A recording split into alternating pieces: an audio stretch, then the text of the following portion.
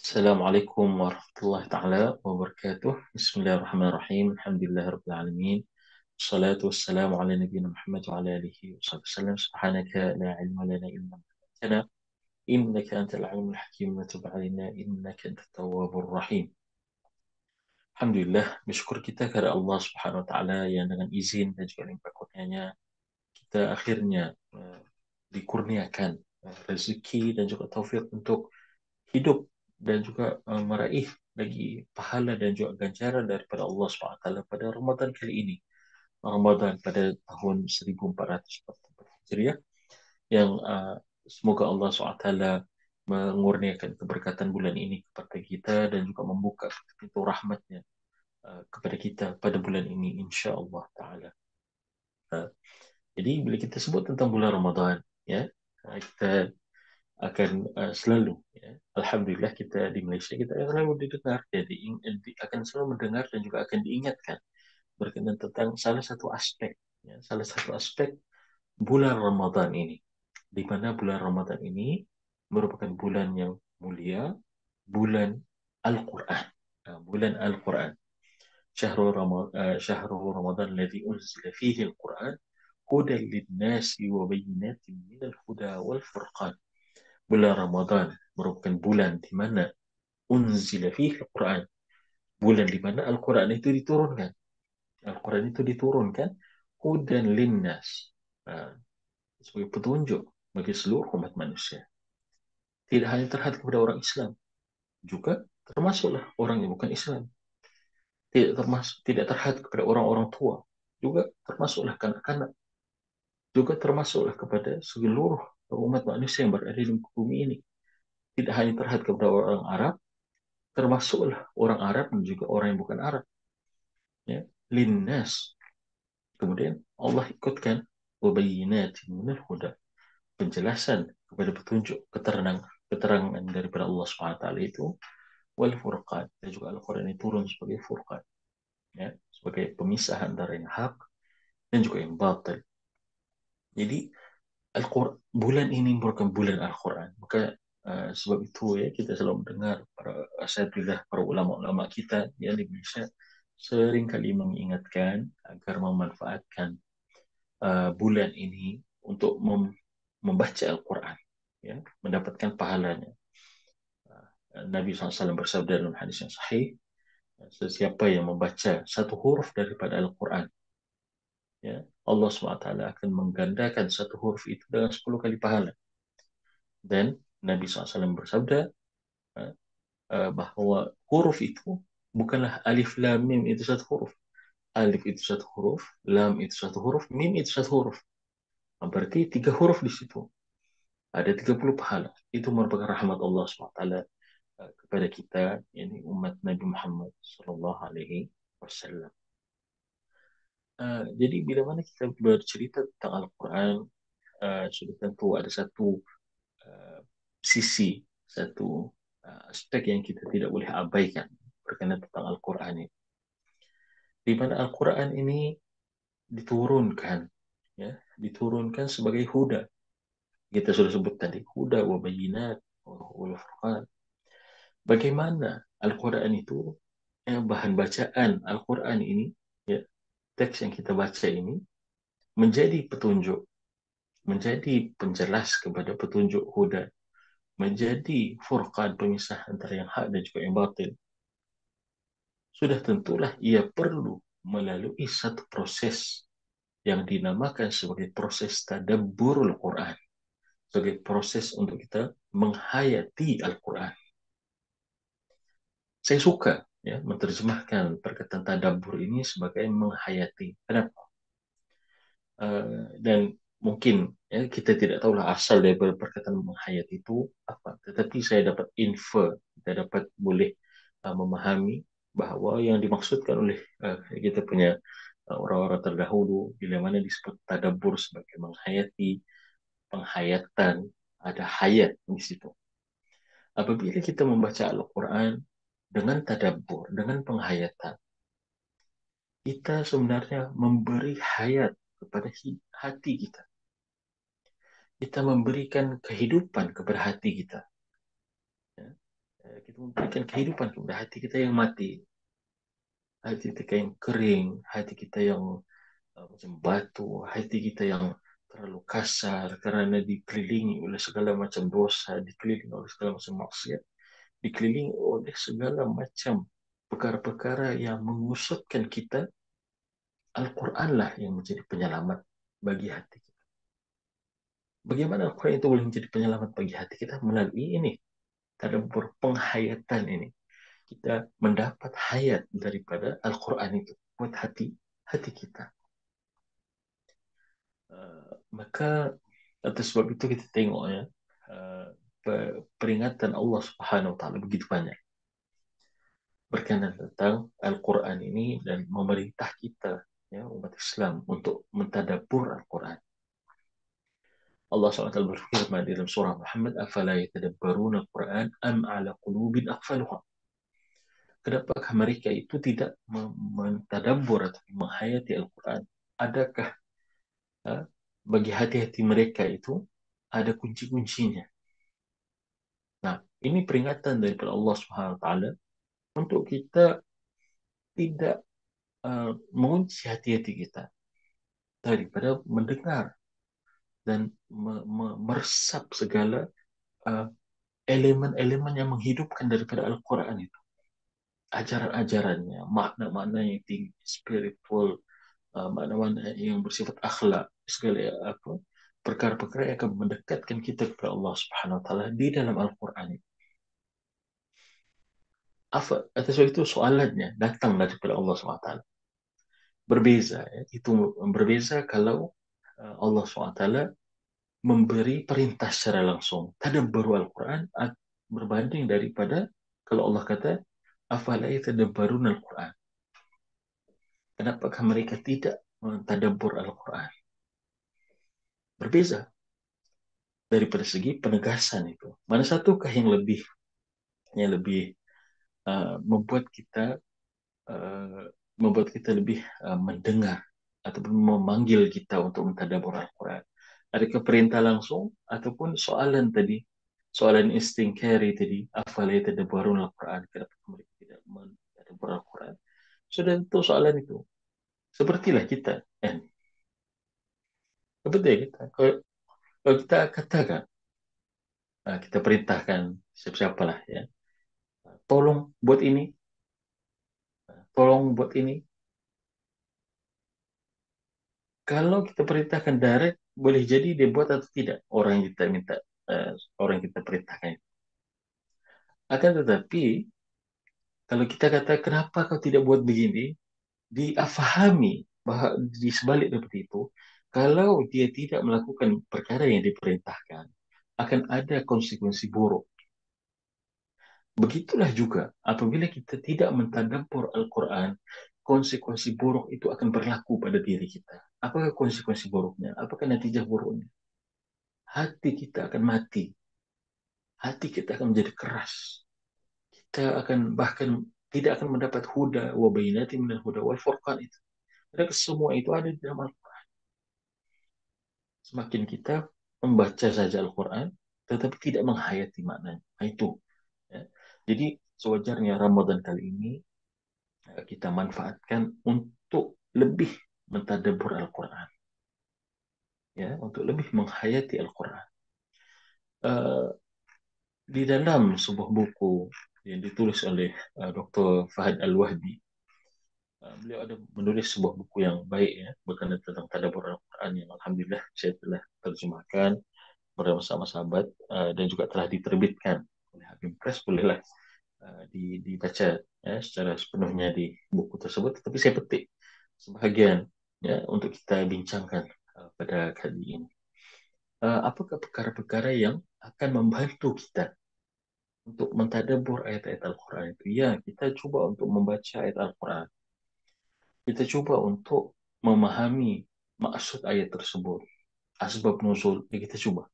Tetapi kadang-kadang kita merasakan seakan-akan ada perkara yang memblok, ada perkara yang menghalang penghayatan tersebut untuk betul-betul masuk dalam hati kita. Selain daripada asbab maksiat, ada juga asbab-asbab lain. Ya. yang kita mungkin lupa, kita tidak ingat ketika kita ingin mentadabbur Al-Quran. Jadi ini buku yang sangat baik, saya sangat recommend ya untuk dibaca. Kata Syekh Fahd Al-Wahbi, di antara perkara yang boleh membantu kita untuk mentadabbur Al-Quran Al-Karim ini ialah kita kena tahu dahulu Al-Quran ini datang daripada siapa. Al-Quran ini datang daripada Allah Subhanahu wa taala, pencipta segala sesuatu, yang mengetahui segala perkara yang di langit dan di bumi, yang mengetahui segala perkara yang sesuai untuk setiap makhluknya, bukan sekadar manusia. Setiap makhluknya yang berada di langit, di bumi, di air, di udara, di daratan, di gunung, di hutan, semua ini diketahui. Maka dari karena rahmat Allah SWT kepada manusia yang telah mengurniakan kepada kita akal, mengurniakan kepada kita sanubari, Allah turunkan Al-Quran khusus dengan maslahat kita, keperluan kita. Maka prasyarat untuk tadabbur yang berjaya itu, kata Syekh Fadal Wahabi, adalah pertama kita kena kenal siapa ini yang menurunkan Al-Quran ini. Siapa yang berbicara kepada kita. Ya. Siapa yang sedang berbicara kepada kita dalam Al-Quran ini. Dan dengan mengetahui siapa yang menurunkan Al-Quran ini, kita akan mengagungkan Al-Quran. Isi kandungannya itu kita akan lebih menghayati. Oke, so, itu dibawa sebuah riwayat di sini. Ya. Uh, dibawa sebuah riwayat di sini daripada Salm bin Maimun Al-Khawas. Dia menegur dirinya. Ya. Kata beliau, aku katakan pada diriku, wahai diri, bacalah Al-Quran seakan-akan kamu mendengarnya daripada Allah ketika dia menuturkannya. Sudah diingatkan dirinya itu bahwa ketika membaca Al-Quran ini firman Allah. Ini firman Allah. Bukan firman siapa-siapa. Firman dari Allah SWT. Kemudian beliau mengatakan sesudah mengingatkan dirinya ketika dia membaca itu ini daripada Allah SWT, barulah dirasakan halawah, kemanisan, penghidupan daripada Al-Quran itu di dalam hatinya. Begitu. Para salafus salih pun mengingatkan diri mereka tentang bagaimana Al-Quran ini datang dari Allah Subhanahu wa taala. Syekh As-Sa'di rahmatullah alaih berkata, sesungguhnya kesempurnaan pengabdian itu ya terletak pada kita mengenal Allah Subhanahu wa taala. Dan uh, Syekh Fahdul Wahbi menyimpulkan tanpa syak lagi menelaah kita tafsir saja tidak cukup untuk tadabbur Al-Quran sekiranya ia tidak disertakan dengan perasaan dan iman yang mendalam bahwa firman ini adalah kalam Allah Subhanahu wa taala. Saya teringat dengan seorang syekhah, ya, seorang syekhah, uh, dia memberikan tazkirah beliau. Katanya sebelum saya menghafal Al-Quran, ya, guru-guru tahfiznya, sebelum menstahfaz Al-Quran, katanya guru-guru tahfiz kami tidak terus memerintahkan kami untuk ambil Al-Quran baca. Tidak. Tetapi mula-mula apa yang dilakukan oleh guru tahfiz itu, kata ambil Al-Quran, pegang Al-Quran itu, bukalah mana-mana muka surat daripada Al-Quran itu, tunjuk mana satu ayat yang di depan mata kita. Kemudian guru tahfiz itu mengingatkan kepada syekhah. Ini kamu kena katakan kepada diri kamu, hada kalam Rabbi. Ini merupakan kata-kata Tuhan, bukan kata-kata orang biasa. Kata-kata Malikul Muluk, raja segala raja yang mengetahui segala sesuatu apa yang ada di dunia ini. Maka dirumuskan ya, pengetahuan yang bermanfaat untuk segala umat manusia di dalam Al-Quran. Nah, ini firman Allah Subhanahu wa taala. Allah berbicara kepada manusia. Jadi selepas itu barulah ya, kata Syekh dibenarkan untuk mereka menghafal Al-Quran. Itu ya, keperluan kita untuk merasakan saat kita baca Al-Quran, kita bukan baca sekadar untuk, ialah untuk mendapatkan pahala, yes. Tetapi yang lebih penting ialah kita merasakan ya apa yang kita baca ini datang daripada Allah Subhanahu wa taala. Allah sedang berbicara kepada kita. Ya, Allah sedang berbicara kepada kita di dalam sela-sela ayat Al-Quran. Dan wajib untuk kita istihdar, menghadirkan perasaan tersebut saat kita sebelum kita membacakan Al-Quran. Kemudian di antara perkara yang membantu kita untuk tadabbur juga ialah untuk kita membaca Al-Quran ini dengan tenang dan juga perlahan, yang tidak kelangkabut berurut-urut, ataupun tidak kelangkabut dalam membaca Al-Quran. Alif Lam Mim Dzalikal Kitabul La Raiba Fihi Hudal lil Muttaqin alladziina kena surah Alif dan Dzalikal Kitab. Hal ini akan lebih menghadirkan hati kita, memberi masa untuk hati kita untuk terbuka, menerima segala message-message dan peringatan-peringatan dari Allah SWT di dalam Al-Quran. Ya. Dan tenang di dalam membaca Al-Quran ini membawa kepada memahami dan juga tadabbur.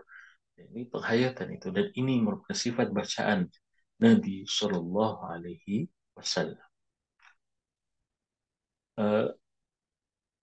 Diriwayatkan dari Hafsah, istri baginda Ummul Mukminin radhiyallahu anha, beliau berkata, aku tidak pernah melihat Rasulullah SAW salat dalam keadaan duduk, melainkan pada hari tahun-tahun terakhir sebelum kewafatan baginda.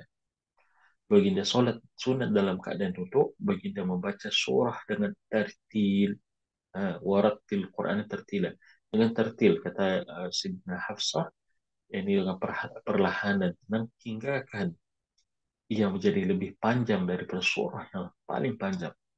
Ha, jadi hadis ini sahih diriwayatkan oleh Imam Muslim.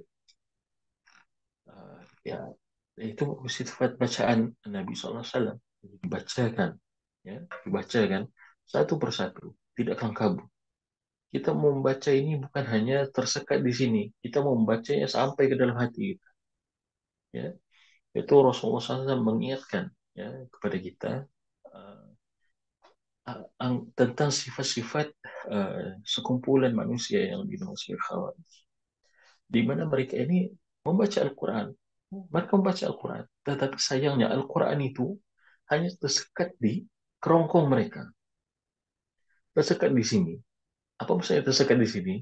Dia membaca Alif Lam Mim Dzalikal Kitabul La Raiba, dibacanya tapi setakat di sini. Ayat itu tidak masuk ke dalam hati. Nah, masalah. Jadi kita tidak mau menjadi tergolong orang yang sedemikian. Kita bila kita membaca Al-Quran, kita kena slow, perlahan-lahan, take our time.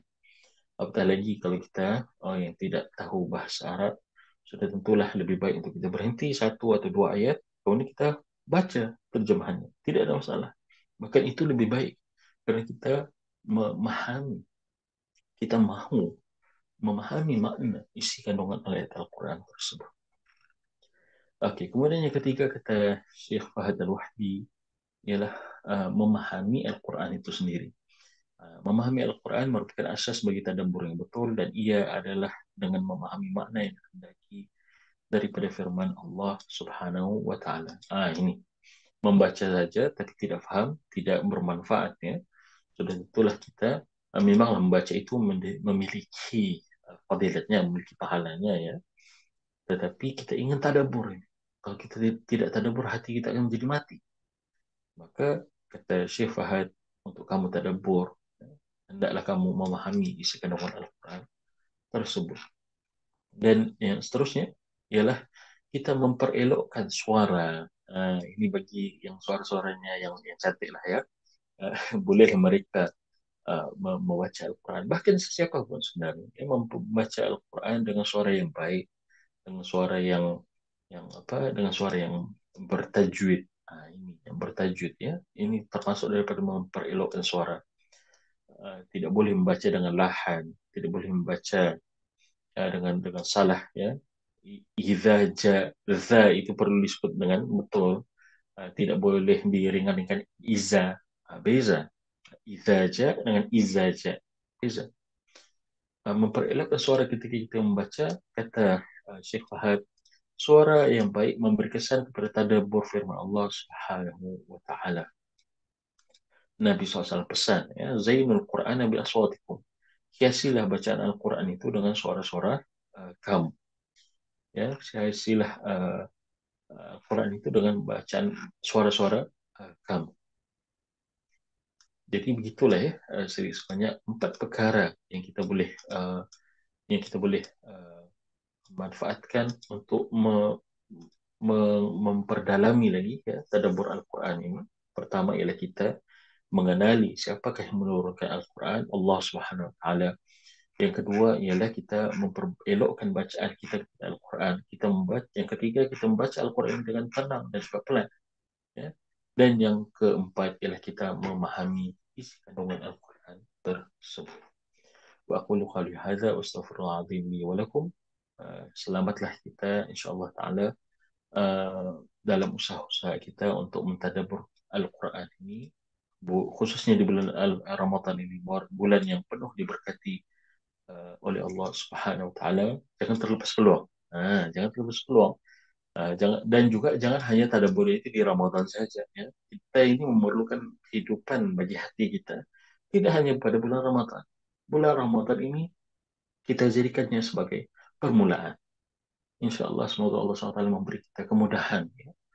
Once we start, Allah SWT akan memberi kita taufik insya Allah Ta'ala untuk melakukan atau mendalami dan juga mentadabbur ayat Al-Quran secara sepenuhnya insya Allah Ta'ala. Allah alam. Selamat berpuasa dan juga selamat melaksanakan amal ibadat kita di bulan Ramadan ini. Subhanakallahumma wa bihamdika asyhadu an la ilaha illa anta astaghfiruka wa atubu ilaik. Assalamualaikum warahmatullahi taala wabarakatuh.